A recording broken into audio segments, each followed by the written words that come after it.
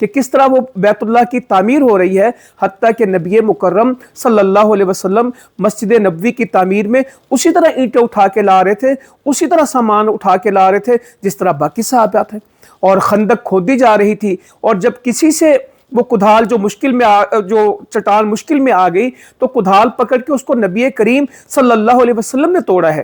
جس طرح سارے صحابہ خندق میں کام کر رہے تھے، ایسے ہی نبی صلی اللہ علیہ وسلم خود موجود تھے۔ تو ہم انبیاء علیہ السلام کو پڑھتے ہیں، موسیٰ علیہ السلام نے قرآن مجید کے مطابق 8 سال یا 10 سال بکریاں چرائی ہیں۔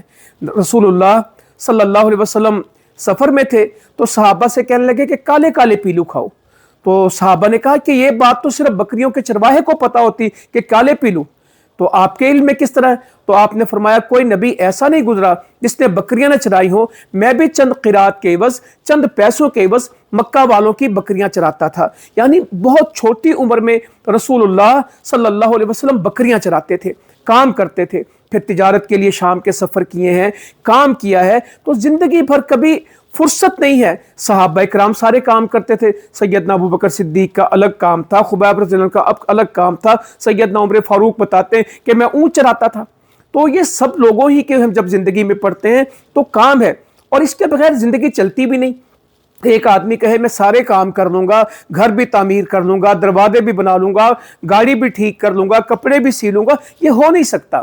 کوئی ایک کام کرتا ہے، کوئی دوسرا کام کرتا ہے، تیسرا کام کرتا ہے۔ اللہ تعالیٰ نے ایک دوسرے کی ضروریات ایک دوسرے کے ساتھ پابند کر دی ہیں۔